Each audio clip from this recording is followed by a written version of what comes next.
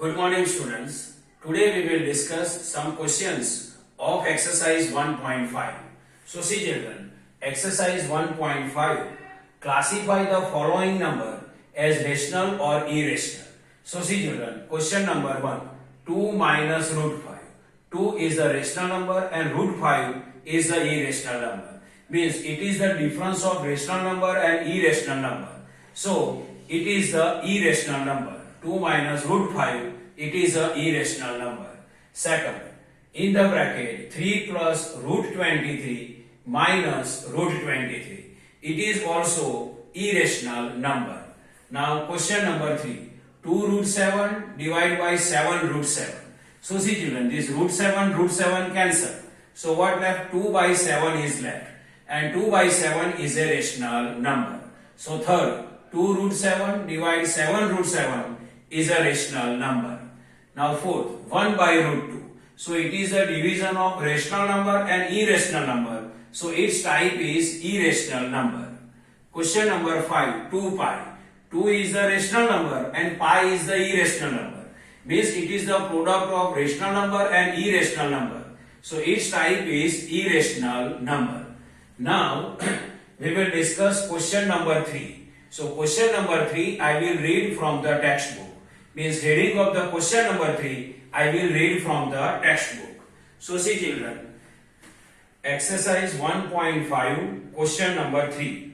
Recall, pi is defined as the ratio of the circumference, say C, of circle to the diameter, say D.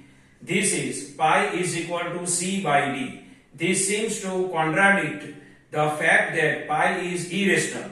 How will you resolve this contradiction? So see children, here in a given question, pi is the ratio of the circumference and diameter is given to us. Pi is equal to C means circumference, D means diameter. Pi is equal to circumference divided by diameter is given to us. We know the circumference and diameter. Then also pi is the irrational number.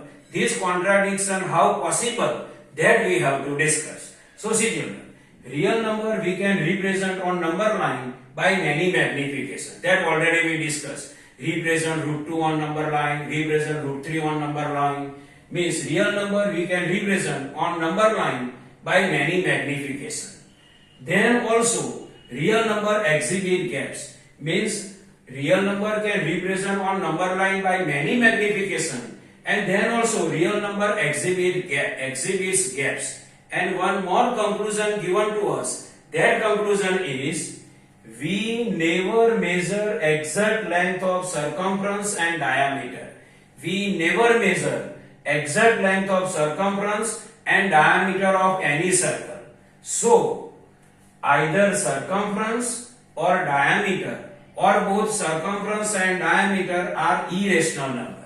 So main solution of the contradiction is what? We never measure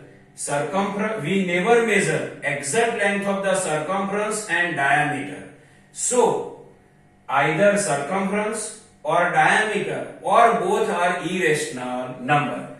So there is no contradiction that pi is a ratio of C and D, but still pi is irrational number.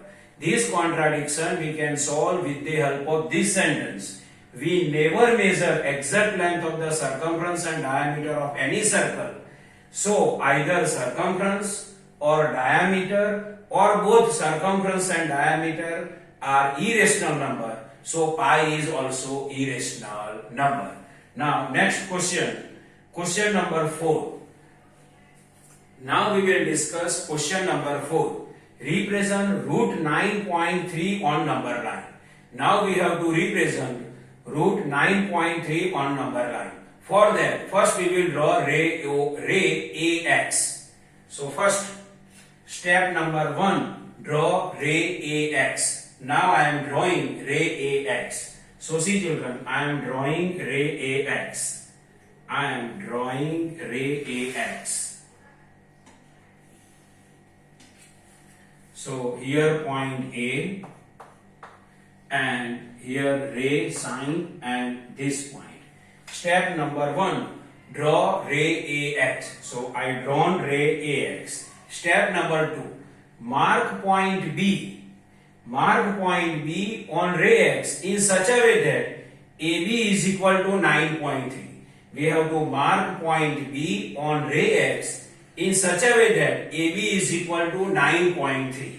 So I will mark one point B. I will mark one point B here. I will mark one point B on ray X in such a way that AB is equal to 9.3 centimeter. AB is equal to 9.3 centimeter. Now step number 3. Mark point C on ray AX in such a way that BC is equal to 1 centimeter. Here we have to mark one point C on ray X in such a way that BC is equal to 1 centimeter. So I will mark point C. Now I will mark point C. I will mark point C in such a way that BC is equal to 1 centimeter. So its length is 1 centimeter. What is step 3? Mark point C on ray AX in such a way that BC is equal to 1 centimeter. Now next step. In next step, we have to find midpoint of line segment AC. We have to find midpoint of line segment AC. To find midpoint of line segment AC, we have to draw perpendicular bisector of line segment AC. If you want to find midpoint of line segment AC, we will draw perpendicular bisector of line segment AC. And this perpendicular bisector we will draw with the help of the compass. So see children, with the help of this compass, we can draw one perpendicular bisector of line segment AC. For that, keep metal end on A. So I keep metal end on A. And radius is more than half of the AC. See, radius is more than half of the AC. Keep metal end on A. Radius is more than half of the AC. Draw one arc upside and draw one arc downside. Draw one arc upside and one arc downside. Don't change this distance. Keep metal end on C and draw one arc upside and one arc downside. See, here we get 2 points, here 1 point get, and here we get 1 point. Now these both points we will join with the help of the scale. So see children, this is the scale, and with the help of the scale I will join both points. See, I join both points, and this line segment can touch like ray AX at point O. At point O. So see children, O is the midpoint of the AC. Now next step. In next step, keep metal end at point O and draw one semicircle. And radius what we have to consider? Radius is what? OA. Now we will draw one semicircle. And this semicircle we will draw with the help of the pair of compass. So keep metal end on O. Keep metal end on O. Pencil end you can keep on A. See, keep metal end at point O, pencil end at point A, and draw one semicircle. Keep metal end at point O and pencil end keep on A and draw one semicircle.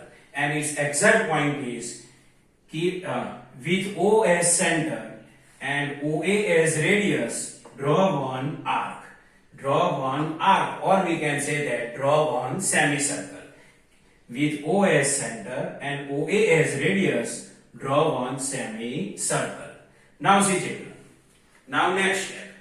Now next step is draw perpendicular to line segment AC at point B, intersecting semicircle at point D. Draw perpendicular to AC at B, intersecting semicircle at point D. Means here we have to draw one perpendicular to line segment AC at point B and intersecting semicircle at point D. For that, means to draw perpendicular, we can construct 90-degree angle at point B. So this 90-degree angle we have to construct with the help of the protractor. So see children, this is the protractor. Now I will construct 90-degree angle at point B. So see children, I am constructing 90-degree angle at point B. So with the help of this scale I can construct. So I constructed 90-degree angle at point B. See, this is 90 degree. And this extra we have to rub. And this perpendicular can touch a semicircle at point D. See here, draw a perpendicular to AC. I drawn a perpendicular to AC at point B. At point B, intersecting semicircle at point D. So intersecting semicircle at point D. And this distance is what? Root 9.3. Now we will represent root 9.3 on number line with the help of the pair of compass. So see children, this is the pair of compass. Keep metal end on B and pencil end you can keep on D. To represent 9.3, keep metal end on B, pencil end on D and draw one arc which cut a ray AX at point Q. And this point Q represent 9.3. So how we can represent 9.3? Keep metal end on B, pencil end on D, draw one arc. Now how we can write as a point? So with B as a center and BD as radius, draw one arc which intersect ray AX at point Q. And point Q represent 9.3. So see children, this is the normal explanation of some questions of exercise 1.5. I hope you can understand this. Thank you.